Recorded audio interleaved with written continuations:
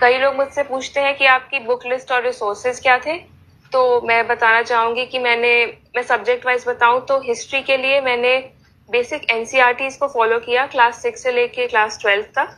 उसके साथ साथ मॉडर्न हिस्ट्री के लिए India struggle of independence Bipin Chandra वाली बुक पढ़ी।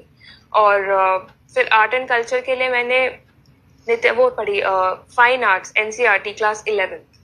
उसके साथ साथ गवर्नमेंट का एक पोर्टल है सीसीआरटी, उसको फॉलो किया। और नेशनल एनआईओएस जो है उसके भी कुछ मटेरियल होते हैं आर्ट एंड कल्चर के, उसको फॉलो किया।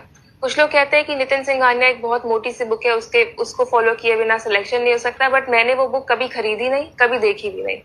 तो अपने रिसोर्सेस खुद चूज करें, लेकिन उस रिसोर्स पे स्टिक करें, उसी को रिवाइज करें। ये ना भटके कि वो मेरा दोस्त कुछ और पढ़ रहा है, वो तीसरा पर्सन कुछ और पढ़ रहा है। तो अपने रिसोर्सेज पे स्टिक करें, उसको रिवाइज करते रहें। पॉलिटी के लिए मैंने लक्ष्मीकांत पढ़ी। वो सबसे पॉपुलर बुक है और सबसे अच्छी बुक है पॉलिटी के लिए, काफी कंसाइजली सब कुछ मेंशन्ड है उसमें। उसी को मैंने कम से कम 5-6 बार रिवाइज किया पूरी बुक को। देन ज्योग्राफी के लिए मैंने क्लास 6 to 12 की एनसीईआरटी की।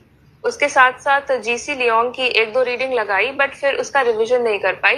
बट मुझे लगता है कि एनसीईआरटी सफिशिएंट है ज्योग्राफी के लिए। ज्योग्राफी से आजकल क्वेश्चंस भी कम आ रहे हैं। और एनवायरनमेंट के लिए मैंने क्लास 12th की एनसीईआरटी के लास्ट के 4 चैप्टर्स बायो के वो किए थे एनवायरनमेंट के लिए। और एनवायरनमेंट के लिए करंट अफेयर्स करना बहुत जरूरी है, तो करंट अफेयर्स को लिंक करके स्टैटिक पोर्शन को प्रिपेयर करना है एनवायरनमेंट में। सिमिलरली इकोनॉमिक्स के लिए मैंने माइक्रो इकोनॉमिक्स की एनसीईआरटी पढ़ी और उसके साथ साथ करंट अफेयर से लिंक करती गई। और जो भी क्वेश्चन पेपर सॉल्व करती थी उसमें जो फैक्ट्स और फिगर्स मिलते थे मुझे, या जो कॉन्सेप्ट्स नए मिलते थे, उसके मैं नोट्स बनाती थी उसको रिवाइज करके।